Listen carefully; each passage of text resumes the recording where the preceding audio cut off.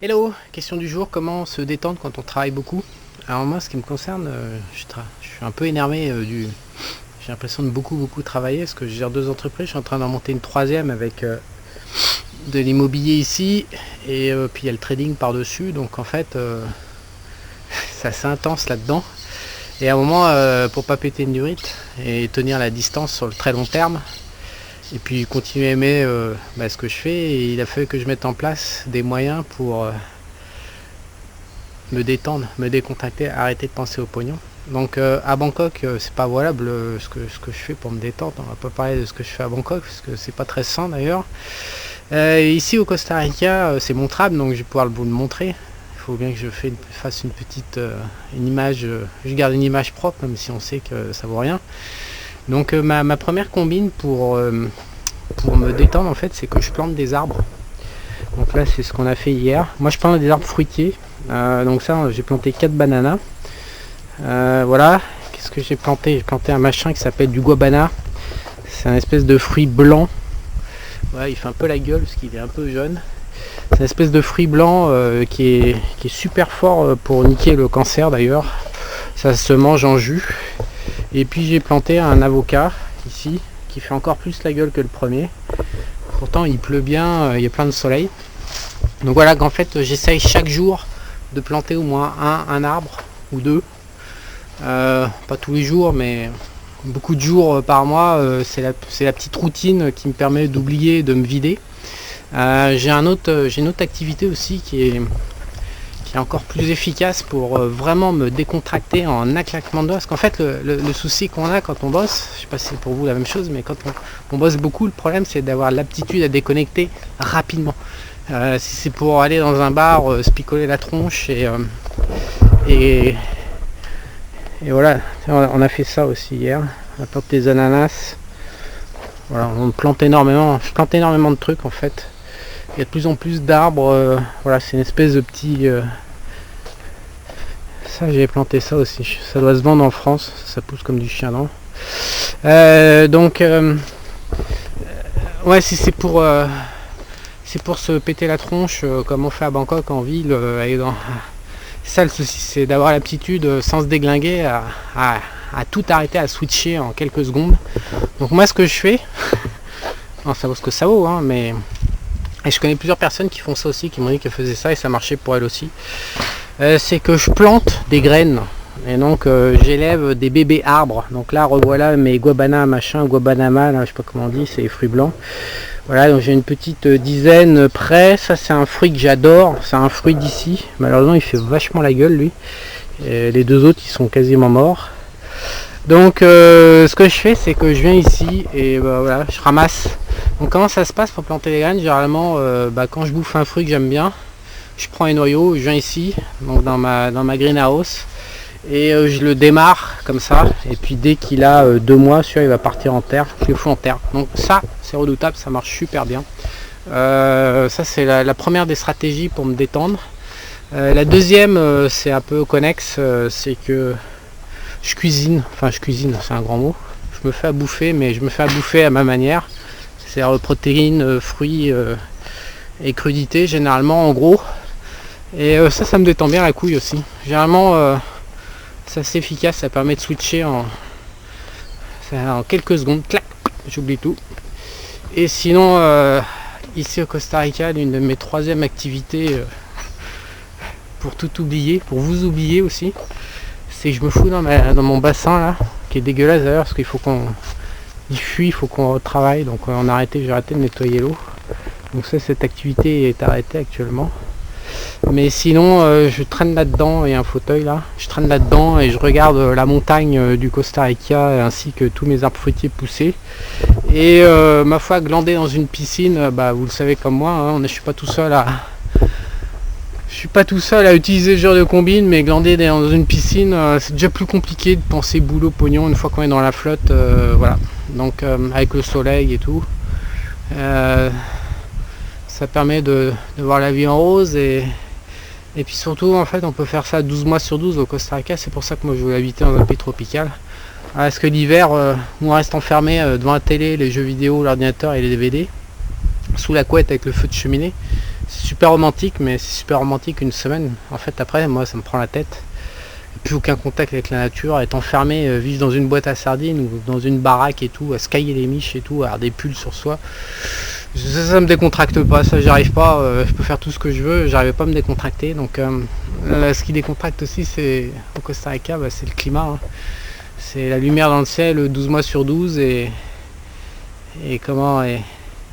la chaleur. Le truc que je fais, sinon j'ai oublié de... Il y a un truc que je fais, c'est que je vais me balader. En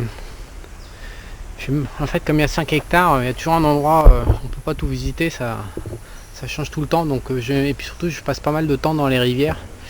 Et je vais me balader, voir la nature. Alors, c'est le souci de cette détente dans la nature, on peut le faire en France d'ailleurs, dans les balades en forêt. Le souci ici, c'est que c'est pas comme en France où on a buté tout l'écosystème. Il n'y a plus aucun prédateur, enfin il n'y a plus rien, il y a plus trop rien à regarder quoi. Genre le prédateur au haut de la chaîne, c'est des renards et des chats, donc c'est vachement une chaîne alimentaire, ça, avec un chat et un renard en haut de la chaîne alimentaire.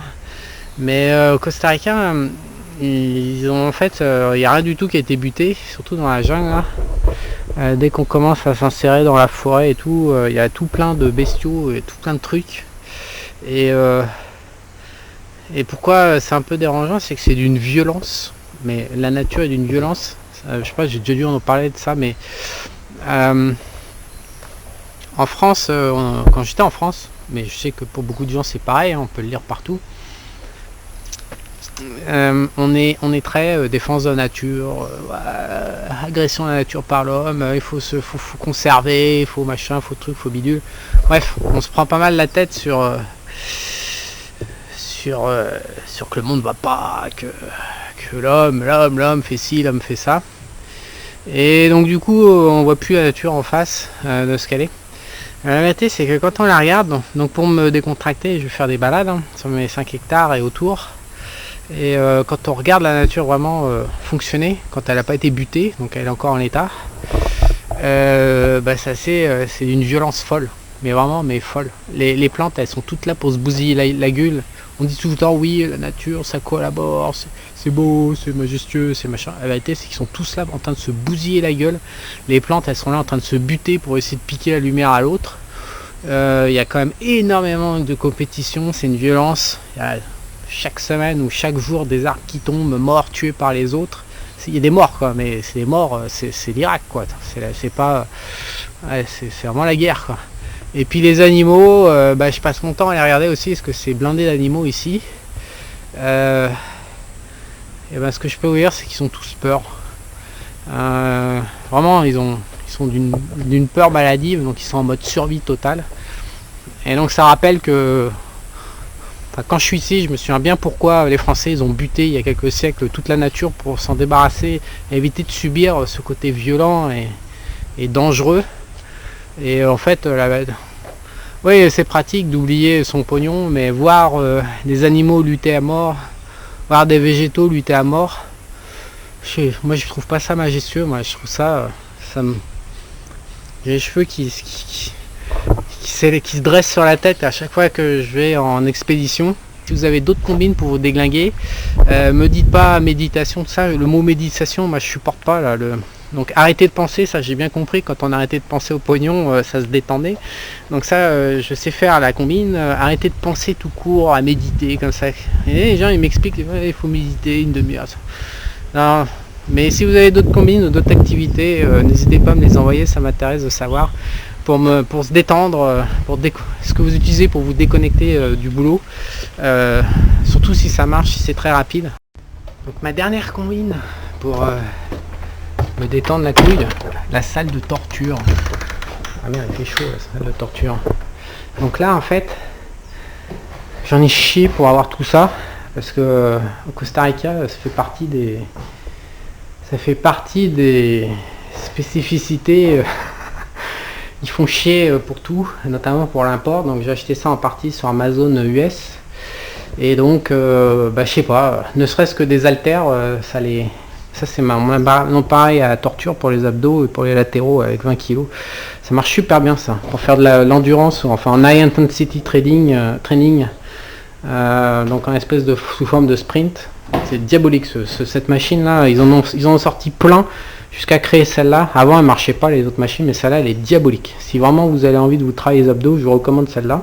Avec 20 kg, il faut mettre 2 x 5 de chaque côté en résistance.